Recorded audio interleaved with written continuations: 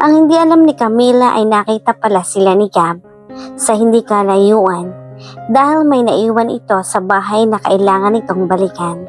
Kaya napahinto si Gab at tinawag ito, "Camila!"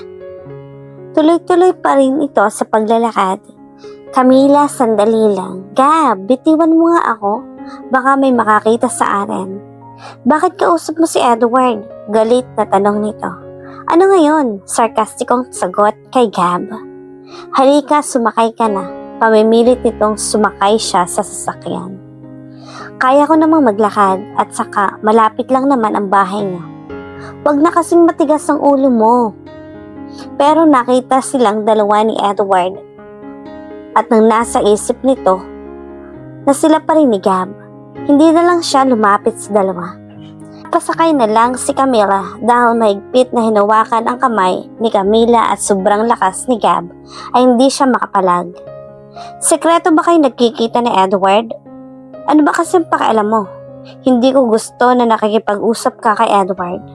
Mabuti pa kayo. Pinagpustahan niyo ako. Para lang akong laro ng kasino. Mabuti pa si Edward ang nanalo. Baka hindi ako naging ganito." "Camila, kalimutan na natin yon. Pero may isang kondisyon din ako. Huwag ka nang makipagkita kay Edward, ha? Okay, basta huwag ka na rin lalapit sa akin. Hindi ako nangangako, pero sisikapin ko na umiwas. Salamat." Hindi naman nagtagal si Gab at bumalik na agad ito sa kanyang trabaho. Tinawagan naman ito ang kanyang ina para ipaalam na nahulog na ang... "Hello anak, maraming salamat ha. Huwag mo namang ubusan ang sarili mo. Bumili ka rin ng mga gusto mo." "Hindi po inay, para po talaga yan sa inyo." "Basta nay, kumain kayo ha. Huwag magtitipid." "Nandito na si Tintin, kakausapin mo?" "Sige po, kakausapin ko po siya." "Mama, kumusta po kayo?" "Anak, okay lang si mama. Nagpadala si mama ng pera ha. Kumain kayo ng lola mo kahit anong gusto mong kainin o bilhin. Sabihin mo lang kay lola." "Salamat po mama." "Sige anak, mag-iingat kayo ng lola mo sa pag-uwi. Magtatrabaho na ulit si mama." "Bye po mama, I love you." Paalam ng anak sa malambing na boses. "I love you too anak."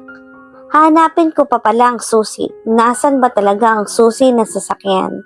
Baka makita yon ni Ma'am Jennifer. Patay kami ni Gab. Napagod na lang siya sa paghahanap at nakatulog sa sopa. Nang madatnan siya ni Gab at hindi na lang niya ito ginising at siya na lang ang nagluto ng dinner. 7:30 na ito nang gumising, nahulog na lang siya sa sopa nang makita ang orasan. Naku, 7:30 na pala. Kaya napatakbo ito sa kusina at naabutan niya si Gab na nagluluto. "Nandito ka na pala sir, pasensya na, nakatulog ako sa pagharap ng susi." "Hanggang ngayon nag-aalala ka pa rin sa susi.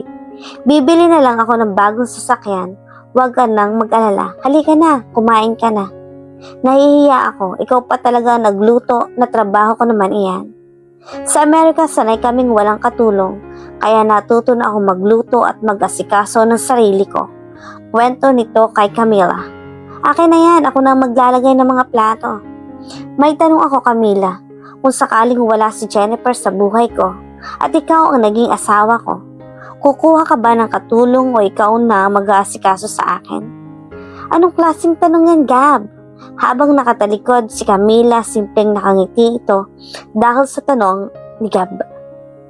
"Naghihintay ako ng sagot mo. Imposible talagang mangyari yan.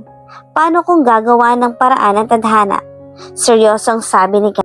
"Ewan ko sa'yo Gab, huwag na natin pag-usapan lahat ng nakaraan natin. Mag-focus na lang tayo sa kung anong meron tayo ngayon. Mahal pa rin kita Camila." Seryosong sabi ni Gab sa nararamdaman nito. Bagyang tumigil si Camila sa ginagawa nito. "Mahal mo ako pero nagawa mo akong iwan? May malalim akong rason, pagdadahilan nito. Kahit ano pang rason iyan, hindi ako makikinig." Biglang tumulo ang luha ni Camila dahil hindi nito mapigilan ang nararamdaman. Lalapitan sana ito ni Gab para yakapin, subalit nagbanta na ito sa kanya. "Diyan ka lang. Huwag mo akong lalapitan. Kung gusto mong hindi ako lalapit kay Edward, umiwas ka sa akin." Nang biglang dumating si Jennifer, Camila, umiiyak ka ba? Tanong nito.